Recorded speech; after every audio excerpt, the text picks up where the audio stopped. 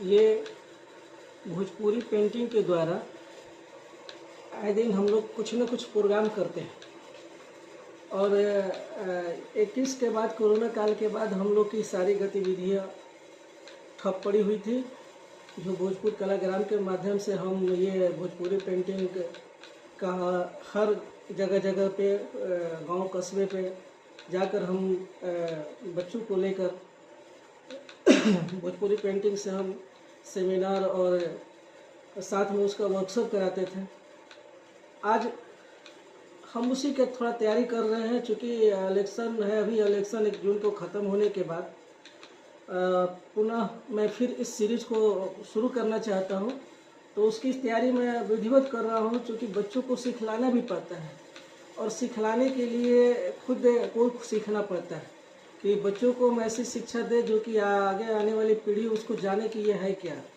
अगर हम खुद नहीं जानेंगे कि इसमें क्या क्या होता है, भोजपुरी पेंटिंग में क्या क्या होता है, क्या क्या उस बनाना चाहिए, कैसे डेवलप करना चाहिए, कैसे इनको आगे बढ़ाना चाहिए, क्योंकि इसमें लोग जुड़े, तो उसको हम लोग अपने से उसका तैयारी करके और खुद मैं चाहता हूँ कि इसका तैयारी ढंग से करूँ और बच्चों लोग को उसी तरह हम उनको जागृत करें। और मेरा प्रयास है कि मैं इसमें धीरे धीरे सफल हो रहा हूँ और लोगों को मेरे प्रति सम्मान मिलता है। और आज मैं ये भी कर रहा हूँ, ड्राइंग आप देख रहे हैं, जो ये एक्चुअली में हम लोग जब प्रोग्राम करेंगे तो कुछ टी-शर्ट वगैरह हम लोग निकालेंगे, चाहे कोई सूट वगैरह निकालेंगे जो बच्चों को पहनाएंगे कि हाँ ये, चूँकि वो अट्रैक्ट करेगा। और एक अपना संस्था का जैसे लोगो भी है, प्रभाव क्रिएटिव सोसाइटी, उसके माध्यम से ये सीरीज हम करते हैं और उसका नाम रखे हैं भोजपुर कलाग्राम। चूँकि यहाँ गाँव और कस्बों से हमने जो कलाकारों को खोज कर रहे हैं और कलाकारों के बीच में जा रहे हैं, उनको देख रहे हैं कि बहुत से प्रतिभा छिपी हुई रहती है, तो उनको हम लोग कैसे इस भोजपुरी के पटल पे लाएं, भोजपुरी पेंटिंग के प्रति उनको आकर्षित करें।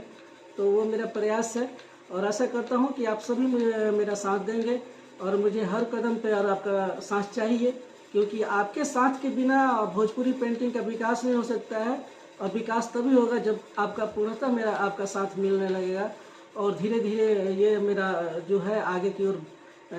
बढ़ते रहेगा। और मैं कोशिश करूँगा कि आप लोगों के बातों पर मैं खरा उतरूं और भोजपुर के कलाकारों को ज़्यादा से ज़्यादा और उसमें आने के लिए प्रेरित करूं। बहुत बहुत धन्यवाद।